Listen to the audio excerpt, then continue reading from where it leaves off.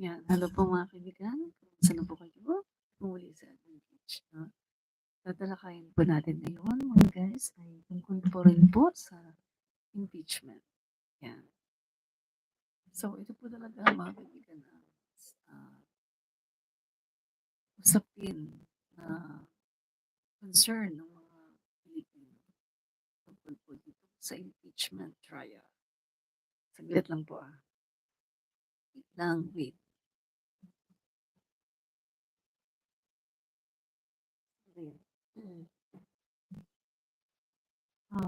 Ito pala.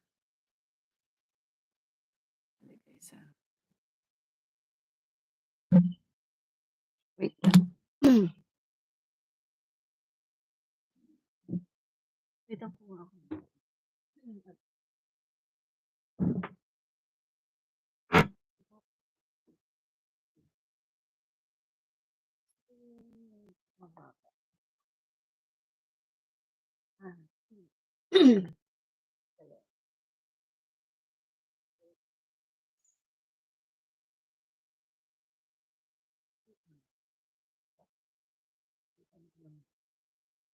See.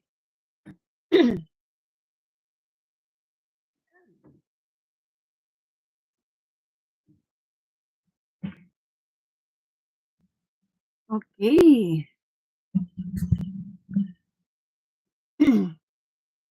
Hello, kamusta po kayo?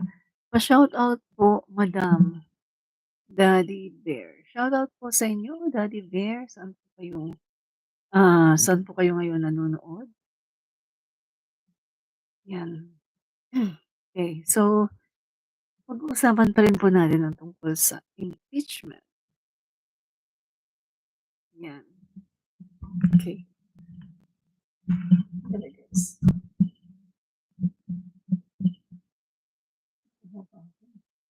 Talaan.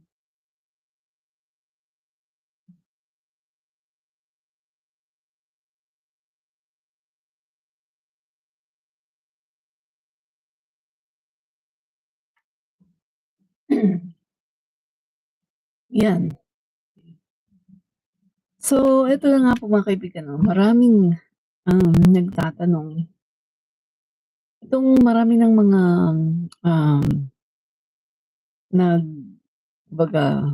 bumabatikos, no? Marami nang bumabatikos dito sa Senado dahil nga dito sa Naka-mute?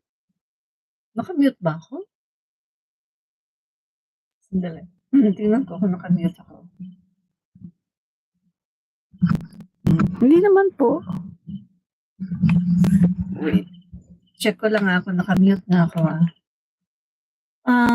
titingnan ko lang dito kung naka-mute na. Hello. Hello.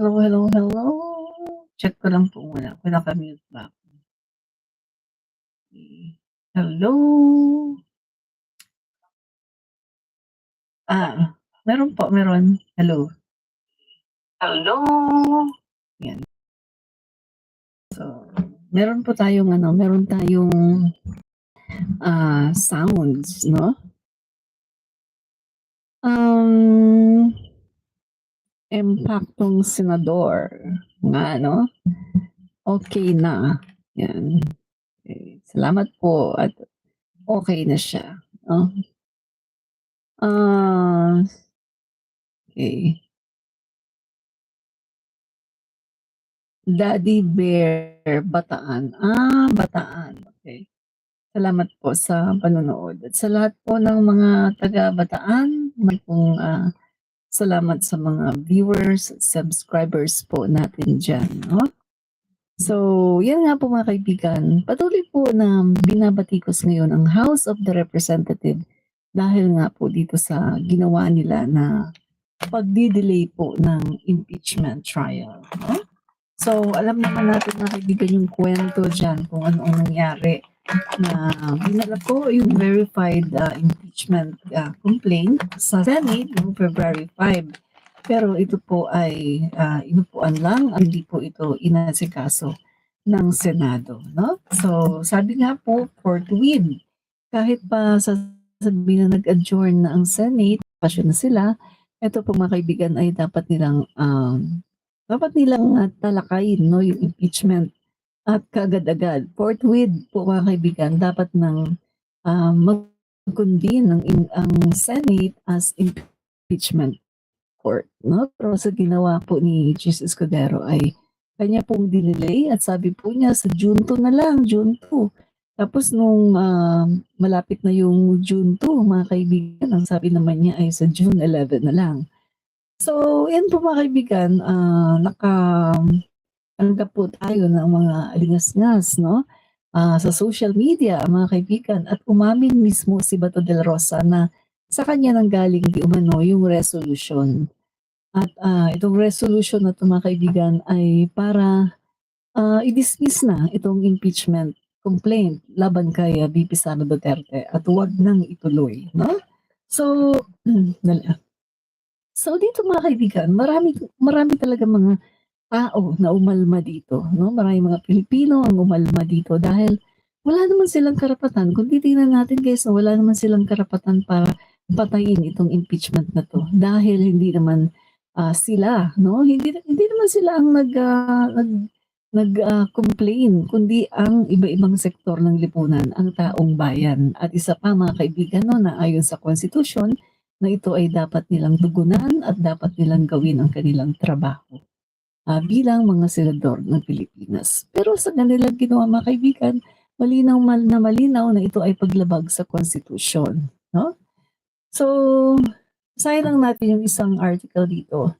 Senate risk betraying the Constitution over Sara's delayed impeachment trial, House prosecutor. Yes po mga kaibigan, maraming nagsasabi 'no, kahit po mga abogado, yun meron ngang mga individual lawyers mga kaibigan from UP Diliman ang nag-submit ng resolution 'no, at resolution or I think is it memo mga kaibigan or letter 'no, letter para kay Chis Escudero na nagsasabi mga kaibigan 'no, kay Chis Escudero na dapat na niyang umpisahan itong impeachment 'no. So, eto nga mga guys, marami pong mga nagsasabi na etong si Chis Escudero ay talagang, dahil sa kanyang ambisyon 'no. So, tingnan natin, ito po. Ito po, expose, 'yan. Chis Escudero's game plan, kill the impeachment to save his Senate presidency, 'yan.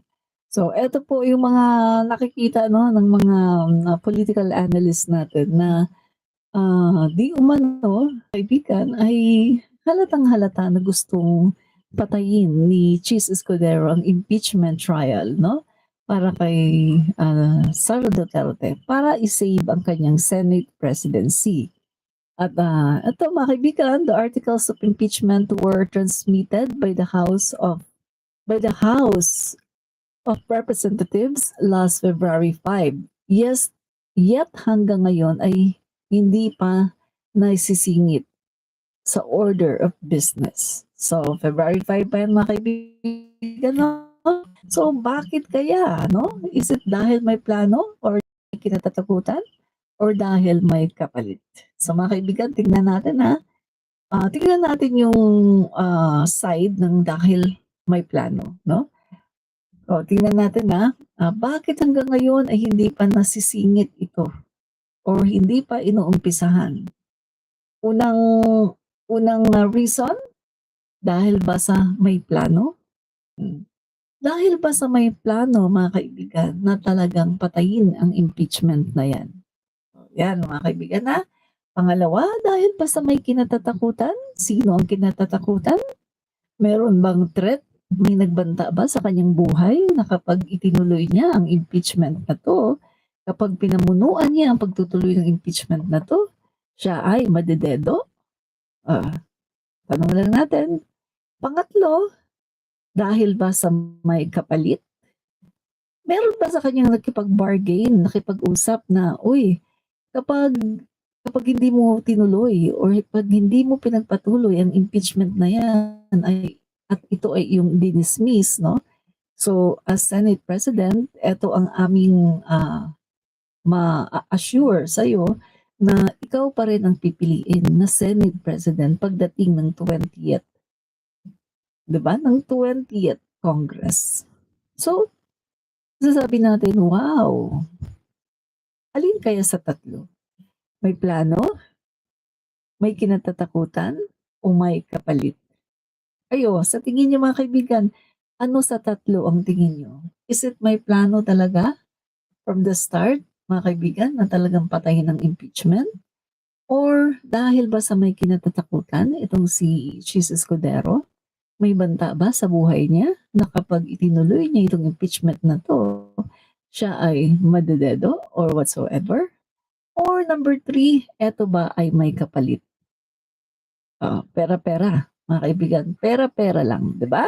So ayan yung mga kaibigan 'no, Senate President Chis Escudero is courting pro Duterte senator to secure 13 votes to keep the Senate presidency in the 20th Congress. The price? Bury the impeachment case. No trial, no evidence, no accountability. Yun. So, una mga kaibigan, no? Eto ba? How true? No? Gaano katotoo na ang Senate President Chis Escudero ay, mga kaibigan, medyo nakikipag-usap sa mga pro-Duterte senators na siya pa rin, no? Siya pa rin ang piliin as Senate President pagdating ng July 1 kapag sila ay nagbotohan na kung sino ang magiging Senate President. Maaring ito ay kanyang paraan ng panliligaw sa mga pro-Duterte senators na maaring kanyang piniplease ang mga pro-Duterte senators at sinasabi na huwag kayong mag-alala, sige, gagawin ko ang gusto nyo, sige, papatayin natin ang impeachment na yan, i-dismiss natin yan, pero eto ha, ako pa rin ang pipiliin nyo as Senate President. Di ba, mga kaibigan?